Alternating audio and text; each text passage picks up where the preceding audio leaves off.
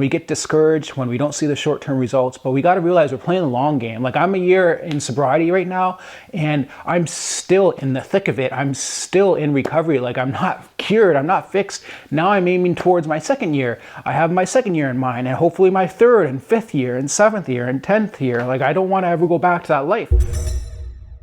And I tried helping myself, but my mistake was I wasn't ready to let go of the associations and the habits and the routines and the environments and the people that were involved in my dependency and my addiction. So I wasn't ready to cut out my friends entirely, the friends that were bad for me. I wasn't ready to cut out drinking entirely. I thought that I could moderate my drinking and drink on the weekends sometimes, go out to events, go out to parties with friends and drink and not have a problem. I thought that I could keep doing the same thing that I was doing, which was living a purposeless life and be successful in recovery and get rid of my addictions. So my addictions were I had a multifaceted addiction to drugs, alcohol, pornography, sex.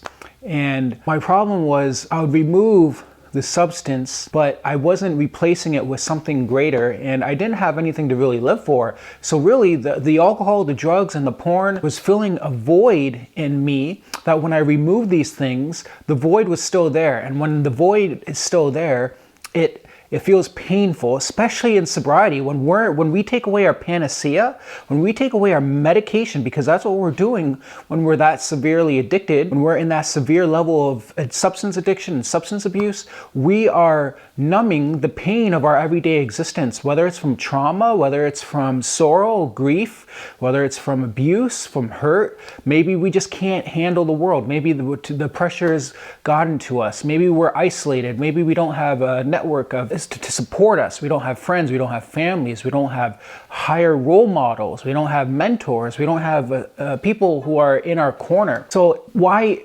quitting drugs fails is because we're looking at it as a singular problem. And usually when we fail quitting our addictions, it's because we're trying to take a scalpel and extricate the substance or the addiction by itself. We're trying to take a precision tool and excise that addiction by just taking away the substance or the drug or the alcohol or the woman or the porn and or the food or the bad relationship or whatever, right? Whatever our addictions are. So if we do that, if we remove the tumor without placing it with a new set of cells, a new set of habits, a new set of relationships, friendships, a new set of environments, a new set of mind, having a new mindset, and we're going to fall back into our old ways because we're not changing the fundamental problem. The fundamental problem of addiction is generally that we're discontent with our life,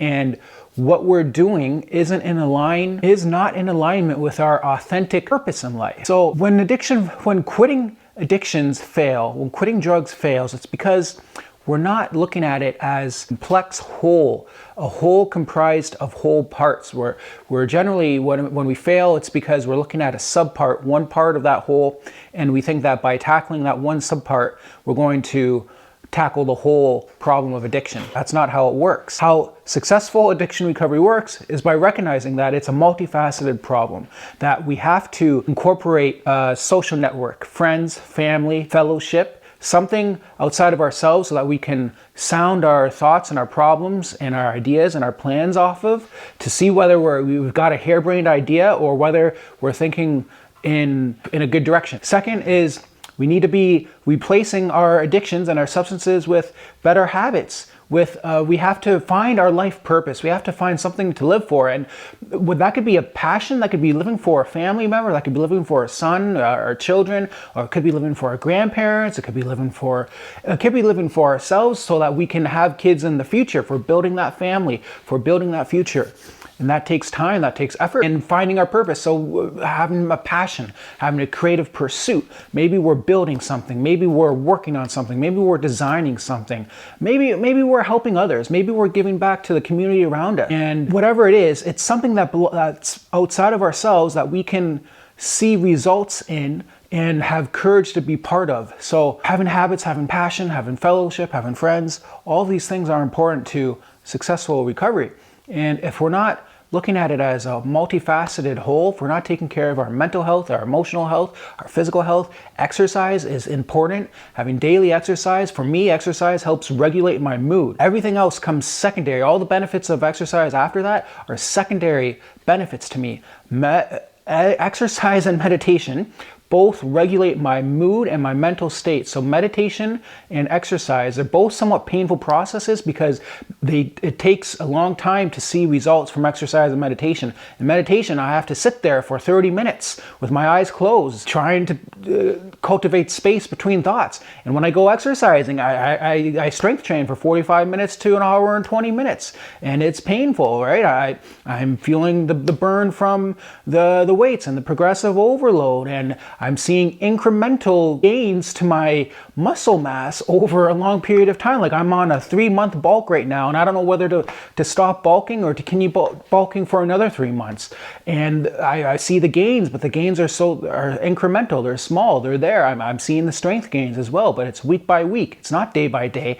Actually, it might be bi-weekly. So it's the same thing with recovery, is that we generally fail if we're looking for short-term results, and we get discouraged when we don't see the short-term results. But we got to realize we're playing the long game. Like I'm a year in sobriety right now, and I'm still in the thick of it. I'm still in recovery. Like I'm not cured. I'm not fixed. Now I'm aiming towards my second year. I have my second year in mind, and hopefully my third and fifth year and seventh year and 10th year. Like I don't want to ever go back to that life. So I had to change everything. I had to replace everything in my life. I had to replace my environment, my friends, my habits, my mindset. So my purpose, all of this, right? I had to just shift everything up and cast off the chains of the old life, cast off the desires of the flesh, the bondage of the flesh. I'm not in bondage anymore. So when we fail, it's because we're not tackling the totality of our addictions and the underlying problem and the fundamental problem of addiction, right? So if you like what you hear and this resonates with you, give me a like and subscribe,